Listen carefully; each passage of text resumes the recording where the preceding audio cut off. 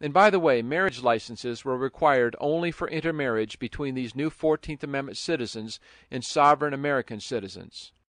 Today, if you have a marriage license, you have told the state that one or both of you are 14th Amendment citizens, that you are subject to the jurisdiction of the federal government over your marriage and your home, and that the fruit of that marriage, your children, are also legally the wards and property of the state. Race was used to keep the South divided and powerless for many years. But race is not the only tool that has been used to separate us citizens and to distract us from what are the real aims of the plutocrats. U.S. Representative Charles A. Lindbergh, Sr. said in the early 1900s, "Our principal men are engaged in forming an imperialism of the world. While they're doing this, the people must be kept in a state of political antagonism. The question of tariff reform must be urged through the organization known as the Democratic Party, and the question of protection with the reciprocity must be forced to view through the Republican Party. By thus dividing voters, we can get them to expand their energies in fighting over questions of no importance to us, except as teachers to the common herd. Thus, by discrete action, we can secure all that has been so generously planned and successfully accomplished." And today, Republicans and Democrats are equally represented on the Council on Foreign Relations and the Trilateral Commission, two of the enclaves of the plutocrats who rule us.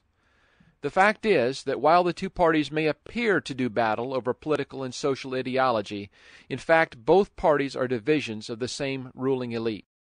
The most egregious Northern imposition on the South, however, was state-run schooling. Prior to the war, if a state constitution mentioned education at all, it was very similar in its wording to the first education law in America, the Massachusetts Bay Colony's 1647 Old Deluder Act, which required that every township appoint one person to, quote, "teach all such children as shall resort to him to write and read," unquote, so that men would retain knowledge of the Scriptures, and learning may not be buried in the grave of our forefathers. The first Constitution of the state of Massachusetts, written in 1780, builds upon the Old Deluder Act. It states, "The people of this Commonwealth have a right to invest their legislature with power to authorize and require the several towns, parishes, precincts, and other bodies politic or religious societies to make suitable provision at their own expense for the institution of the public worship of God and for the support and maintenance of public Protestant teachers of piety, religion, and morality." Note that the funding of education was to remain local. No religious sect or denomination was to dominate, and the state had no control of what was taught. Around 1800, however, state constitutions began to evolve, as beginning in Massachusetts, governments began to take over education. And the greatest single event that led to wholesale changes in the constitutions of the southern states that had participated in the Confederacy was the American Civil War.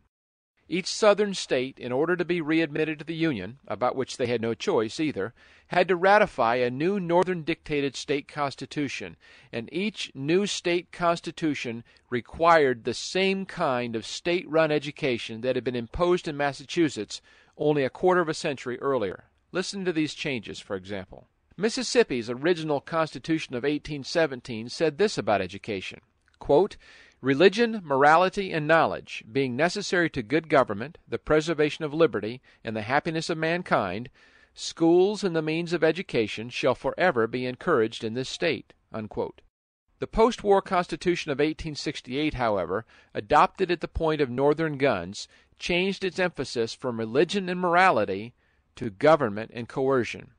As the stability of a republican form of government depends mainly upon the intelligence and virtue of the people, it shall be the duty of the legislature to encourage by all suitable means the promotion of intellectual, scientific, moral, and agricultural improvement by establishing a uniform system of free public schools, by taxation or otherwise, for all children between the ages of 5 and 21 years, and shall as soon as practicable establish schools of higher grade. Now the purpose of education was to create good citizens rather than moral citizens, and as the controllers of the education process, the state would define what constituted a good citizen. There was to be a state board of education, a state superintendent who would report to the legislature, and a superintendent in each county or school district who would report to the state board. and it was all to be funded by property and poll taxes. District, by the way, is a military term, and these new school districts were the last visible presence of federal military occupation of the South, one that never left and in fact has spread across the entire United States. What had started out to be a state encouragement of religious instruction had become the means of state control and indoctrination in the state's religion, not at all the same thing, and it's had a monstrous effect on America. Soon all schools were state-run, using textbooks published by federally approved publishers and employing teachers trained in approved teacher colleges. And within a couple of generations, school children across America had accepted the myth that the North had invaded the South simply to